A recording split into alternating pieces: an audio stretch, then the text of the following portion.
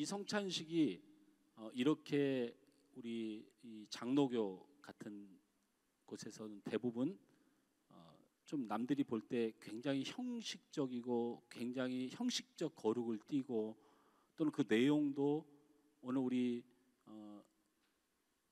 예배 인도자가 감리교 출신임에도 불구하고 보혈의 찬양이라든지 십자가의 은혜의 찬양으로 이렇게 일관을 하고 있는 것을 볼 수가 있습니다. 그런데 저는 이 성찬 예식을 굉장히 그 즐기는 파티 형식의 그 교회에 또 실제로 본 적이 있습니다. 그렇다는 얘기는 사람들에게 많은 오해들과 착각들을 불러 일으킬 수가 있죠. 이렇게 하는 게 성찬인가? 아니면 그냥 군데군데 이렇게 떡이랑 빵을 잔뜩 쌓아놓고 음료수를 쌓아놓고 이렇게 함께 나누고 있는 모습의 교회들도 요즘 들어 적지 않게 많아지고 있습니다. 그래서 제가 드리는 말씀은 예수님께서 하셨던 성찬에 있어서 예수님이 가졌던 당시의 모습 때문에 우리들은 많은 다양성을 성찬에서 가지게 된다라는 겁니다. 예수님이 성찬을 하려고 모였던 오늘 본문의 이야기는 유월절에 우리를 구원하여 주신 그 출애굽 사건, 유월의 사건, 그 사건에서 하나님의 백성으로 구별하여 우리를 건져주신 주님의 하나님의 은혜를 감사하며 기뻐하며 모이는 예찬 모임입니다. 그래서 그 예찬 모임이라서 거기서는 함께 떡을 떼고 함께 포도주를 나누는 예찬을 예수님께서 지금 시행하는 중에 있는 것이에요. 자, 이 면만으로 볼 때는 예찬이 맞습니다. 그래서 이게 떡을 띄어서 이렇게 먹고 음료수도 마시고 이렇게 성찬 예식이 있을 때 그렇게 하는 것에 대해서 그거를 근거로 한다면 그것은 틀린 게 아닙니다. 그러나 성찬 예식을 예수님께서 하시는 본질을 드러낸 이상 사실은 그거는 심각한 예배의 오류를 가져올 수 있습니다. 다시 말하면 예수님이 참석하셔서 제자들과 함께 했던 유월절 예찬이 마치 예수님이 기념하라고 하신 성찬과 같은 것이라고 착각을 일으키는 현상이라는 겁니다. 그래서 저는 개인적으로 성도들끼리 함께 나누고 떡을 떼는 일은 식사하면서 매주 해도 상관이 없다. 근데 그것을 예수님께서 특별히 의미를 부여하신 성찬의 비슷한 점이라고 말하는 것에는 동의하지 못한다라는 것입니다. 그래서 오늘 말씀 가운데 예수님께서 이 성찬의 본질을 어떻게 드러내고 계시는가에 대해서 성경 말씀을 통하여 여러분과 함께 이해하려고 합니다. 첫째는 기념하는 것입니다. 무엇을 기념하는지는 나중에 이야기하겠지만 오늘 말씀에 또 떡을 가져 감사기도 하시고 떼어 그들에게 주시며 이르시되 이것은 너희를 위하여 주는 내 몸이라 너희가 이를 행하여 나를 기념하라 하시고 라고 했어요. 자, 예수님을 기념한다라는 말은 다른 말로 번역을 바르게 하면 예수님을 기억한다라는 말입니다. 떡을 나누고 포도주를 나누면서 즐겁게 지내자라는 뜻하고는 전혀 관계가 없는 예수님을 기억한다라는 것입니다. 자, 무엇을 기억해야 되는지는 본론으로 들어가서 얘기할 내용이고요. 제가 가볍게 서론을 터치하자면 예수님을 기억해야 된다. 이 예식을 통하여 예수님을 기억해야 된다라는 얘기가 가장 중요하고요. 두 번째, 저녁 먹은 후에 잔도 그와 같이 하여 이르시되 이 잔은 내 피로 세우는 새 언약이니 곧 너희를 위하여 붓는 것이니라 그랬어요. 새 언약을 다짐하는 것이다. 두 번째로 성찬은 새 언약을 다짐하는 행위다라는 겁니다. 우리가 이 성찬을 대함으로써 예수님을 기억하고 그리고 우리에게 주어진 새 언약을 다시 한번 기억하는 시간이다.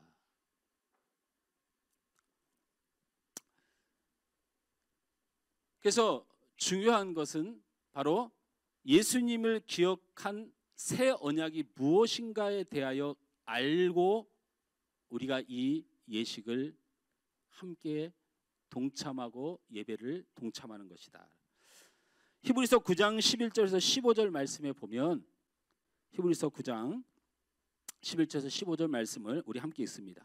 시작. 그리스도께서 장래 좋은 일의 대제사장으로서 손으로 짓지 아니한 것 곧 이 창조에 속하지 아니한 더 크고 온전한 장막으로 말미암아 염소와 송아지의 피로 하지 아니하고 오직 자기의 피로 영원한 속죄를 이루사 단번에 성소에 들어가셨느니라. 염소와 황소의 피와 및 암송아지의 죄를 부정한 자에게 뿌려 그 육체를 정결하게 하여 거룩하게 하거든 하물며 영원하신 성령으로 말미암아 흠없는 자기를 하나님께 드린 그리스도의 피가 어찌 너희 양심을 죽은 행실 가운데서 깨끗하게 하고 살아계신 하나님을 섬기게 하지 못하겠느냐. 이로 말미암아 그는 새 언약의 중보자시니 이는 첫 언약 때의 범한 죄에서 속량하려고 죽으사 부르심을 입은 자로 하여금 영원한 기업의 약속을 얻게 하려 하심이라. 아멘. 이게 바로 예수님이란 분의 본질이고 그 다음에 예수님을 통하여 이루어진 새 언약의 내용입니다. 자, 말이 너무 어려워서 우리 다음세와 성도들이 이해할 수 있도록 제가 편하게 말씀을 드리면 누가복음 22장의 성찬은 새 언약이고 이 새 언약을 우리에게 부어주신다라는 거예요. 성찬은 하나님께서 정하신 새 언약의 내용, 그 안에는 예수와 예수 구원에 관한 내용, 그 능력을 우리에게 부어주시는 그런 복된 날이다라는 것을 누가복음 22장의 성찬은 예수님을 그렇게 설명하고 있고요. 이 새 언약의 내용에 대해서는 히브리서 9장에서 여러분이 읽은 대로 구체화해서 설명을 하고 있습니다. 원래 우리는 하나님과 율법적인 관계입니다. 법을 하나님이 세우셨고 그 법을 따르지 않으면 사망에 이르는 하나님과 우리는 율법적인 관계를 가진 사람들입니다. 율법적 관계라 함은 본질상 우리가 죄의 굴레를 벗어날 수 없는 존재라는 것을 의미합니다.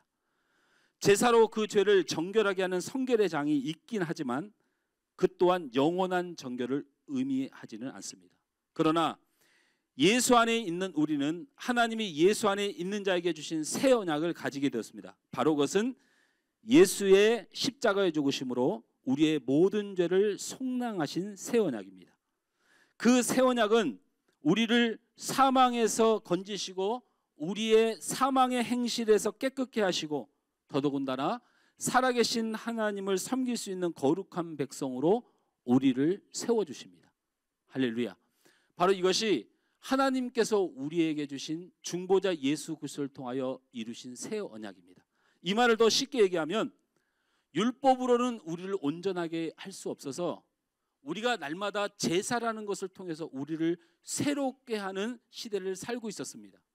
그런데 이 제사는 우리를 완전히 성결하게 할 수 없어서 우리가 지은 죄를 모두 다 낱낱이 고하지 못할 때 그 죄값으로 결국에는 우리는 사망 지옥에 갈 수밖에 없는 운명이 될 뿐만 아니고 성경은 이 율법이 우리에게 주어진 이유는 우리가 죄에서 벗어날 수 없는 인간인 것을 깨닫게 하기 위한 하나님의 뜻이었다고 이야기하지 율법을 지켜서 구원을 이룬다고 말씀한 적이 단 한 번도 없다라는 거예요. 그러니까 율법은 우리가 죄인의 모습을 가질 수밖에 없는 죄인의 이 한계를 느끼게 하는 법이다라는 거예요. 그러니 결국에는 율법은 사망의 법이다.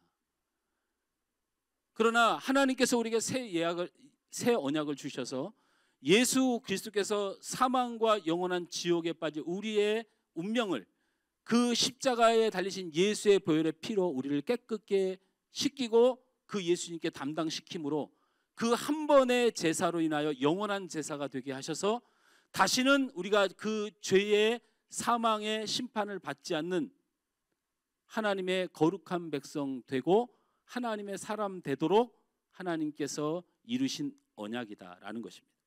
그러므로 이 성찬은 바로 그 언약을 다시 확인하는 예식이다라는 것입니다. 좀 더 구체적으로 표현하면 우리는 하나님과 언약적 관계로 변신되었다는 거예요. 무슨 관계로? 언약적 관계. 우리는 원래 무슨 관계였다고요? 율법적 관계였다는 거예요. 하나님 앞에 흠이 없으면 죽어야 하는 율법적 관계에서 이제는 하나님께서 세운 새 언약, 바로 언약적 관계로 변모되었다.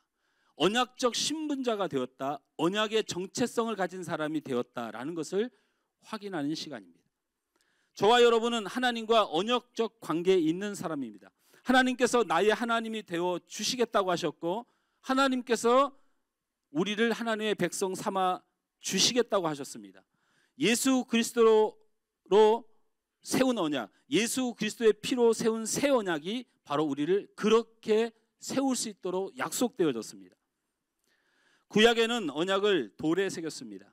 하지만 신약은 마음에 새기는 언약입니다. 예수님은 한 번도 자신의 말씀을 돌과 그리고 여러 글로 새기라고 하지 않았습니다. 마음 중심에 그 뜻을 두라고 하셨습니다. 그러므로 구약은 속죄제물인 동물의 피로 세운 언약이지만 신약은 예수님께서 친히 완전하신 속죄제물이 되셔서 예수 그리스도의 피로 세우신 새 언약입니다. 그 새 언약은 하나님의 백성을 우리를 통하여 되도록 세워지신 언약입니다. 그래서 성찬은 언약의 본질인 구원자 메시아 예수님을 기념하는 예식입니다. 기억하는 예식입니다. 예수 그리스도께서 피로 세우신 새 언약을 통해서 내가 하나님의 자녀가 되었음을 기억하는 예식이 되어야 될 줄 믿습니다. 이 언약이라고 하는 것의 특징은 반드시 교환이 일어난다는 것입니다.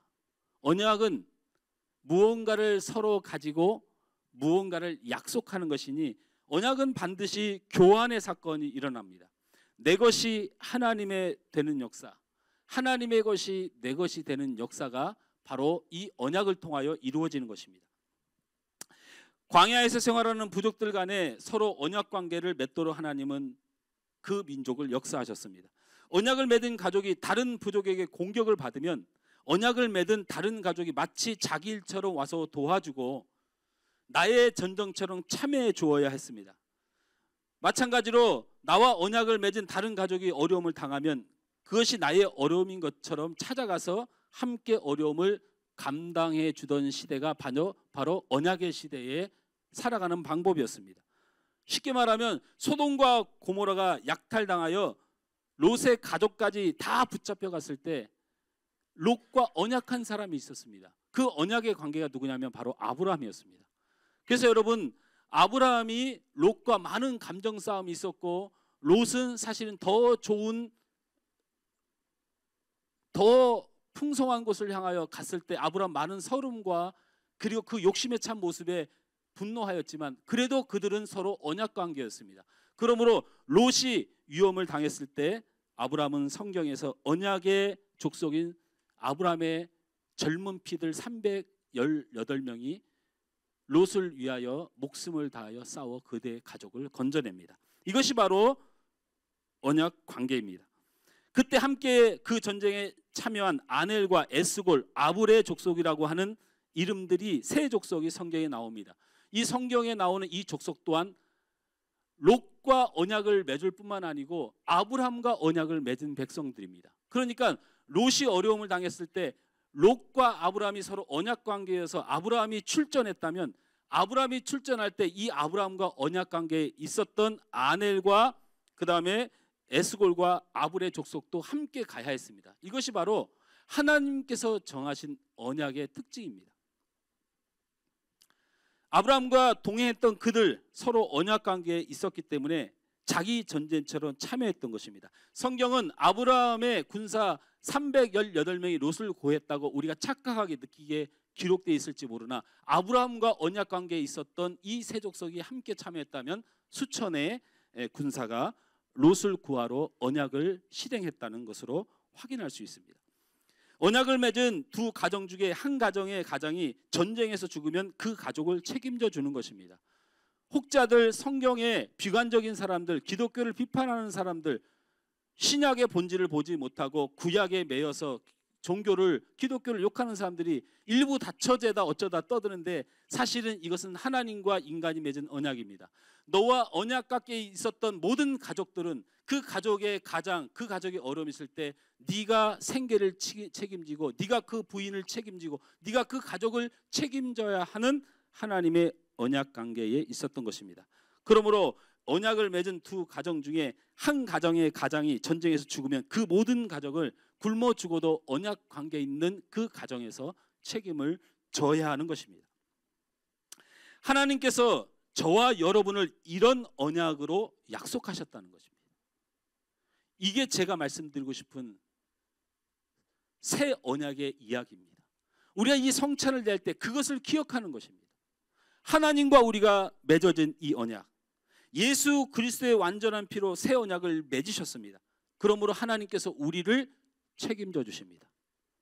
바로 이 교환이 일어나는 것입니다. 하나님의 것이 내 것이 되는 언약, 그리고 내 것이 하나님의 일이 되는 언약, 이것이 바로 성찬의 본질입니다. 우리에게서 죄의 옷을 벗기시고 예수 그리스도의 옷을 입혀주시는 새로움, 의의 옷을 입혀주셨습니다. 옛사람을 제거하시고 새 사람을 입혀주는 놀라운 역사가 이 시간 일어날 줄 믿습니다.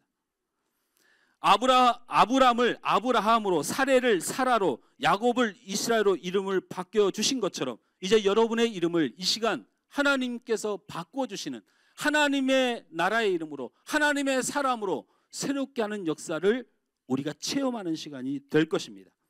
죄인이란 이름을 가지고 의인이라 불러주십니다. 하나님의 아들이라고 불러주십니다. 우리는 아버지라고 부를 수 있는 위치로 우리를 바꿔주십니다. 계속 우리는 바뀌고 교환되는 역사를, 그 약속을 우리는 붙들고 나가는 것입니다. 그래서 우리에게 죄의 종노릇 하지 말고 왕노릇 하라고 하십니다. 왕같은 제사장으로 우리를 불러주시고 하나님의 나라라고 불러주시고 너희는 거룩한 백성이라고 불러주시는 새 언약을 오늘 다시 한번 확신하는 시간입니다. 우리가 원수의 공격을 받을 때마다 그 전쟁이 하나님의 전쟁이라고 선포하는 시간이 바로 이 시간입니다. 육신의 질고를 가진 자가 이 시간 믿음으로 나아가서 내 육신의 질고가 하나님의 이름이 선포되는 시간입니다. 내 삶에 많은 신음과 아픔과 눈물이 이제는 하나님의 사건이 되는 시간이 이 시간입니다. 우리의 것이 하나님의 일이 되고, 우리의 전쟁이 하나님의 전쟁이 되고, 우리의 연약함이 하나님의 완전함으로 체험을 받는 이 시간, 바로 하나님께서 약속하신 새 언약의 시간입니다. 그 하나님께서 우리에게 새 것으로 계속 채워주십니다. 내 무기를 가지고 나갔던 우리의 인생을 하나님의 무기로 바꿔주십니다. 이제 내 방법으로 싸우지 말고 나의 방법으로 싸우러 가시며 하나님의 말씀을 주야로 묵상하고 듣고 지켜 행할 때에 우리에게 승리를 주시겠다는 하나님의 싸움의 방법을 우리에게 새로 주십니다. 말씀을 맺습니다. 우리는 언약적 관계입니다. 하나님은 이 언약을 신실하게 지키십니다. 문제는 우리가 이 언약을 잊어버리고 언약이 없는 백성처럼 살아가기 때문입니다. 그래서 언약을 다시 기억하게 하시고 확증해 주십니다. 바로 그것이 성찬입니다. 그 언약에 흔들리지 말고 신실하신 하나님을 기억하는 것입니다. 성찬을 통해서 우리는 예수 그리스도의 피로 세우신 새 언약을 기억해야 합니다. 우리는 성찬할 때 내가 하나님과 언약 관계였지. 하나님과 나는 약속이 있지. 그 약속 하나님이 지키시지. 그와 같이 내 방법으로 살았던 내 인생에 이제는 내 힘이 아닌 하나님의 힘으로 싸워주시고 치료하시고 하나님이 나의 피난처가 되시고 나의 아버지가 되어주시지. 나는 하나님의 나라이지. 나는 하나님의 왕같은 제사장이지. 나는 하나님만큼 존귀한 자지라고 느끼는 것입니다. 내가 겪는 모든 일이 이제는 내 일이 아니고 하나님의 일인 것을 확신하는 것입니다. 성찬을 통해서 다시 확인하고 확증하는 것입니다. 내가 언약 안에 있음을 다시 되새기는 것입니다. 결혼 기념일은 이벤트를 하고 케이크를 자르고 축하하는 것 좋은 일이지만 결혼이란 언약을 다시 확인하는 날이고 기억하는 날일 뿐입니다. 부부가 살다 보면 싸우기도 하죠. 싸우고 나서 회개하고 화해하고 그 기념으로 다시 결혼하지는 않습니다. 결혼 기념일이 다시 결혼한 날은 아니죠. 기념일은 결혼의 언약을 다시 확인하는 것입니다. 더 견고한 부부로 살기로, 둘이 하나 된 관계로 살기로 약속하고 다시 그 마음을 합하는 날이 되는 것이죠. 바로 성찬식이 그런 것입니다. 우리가 하나님의 언약을, 예수 그리스도의 피로 받은 구원과 하나님의 나라를, 그리고 그 거룩한 백성의 위치를 받았음에 불구하고 우리는 싸우기도 하고 넘어지기도 하고 연약하기도 하지만 그 결혼식이 취소될 수는 없습니다. 그 사실을 다시 기억하는 겁니다. 그래서 우리에게 능력이 되는 믿음 위에 섰을 때 하나님의 약속은 우리를 통하여 이루어집니다. 성찬식은 하나님의 백성으로 더 언약 백성으로 살기로 언약을 확증하고 새 마음을 가지고 시작하는 시간입니다. 오늘 저와 여러분이 이 언약 백성을 다시 확인하는 귀한 예식이길 주님으로 축원합니다.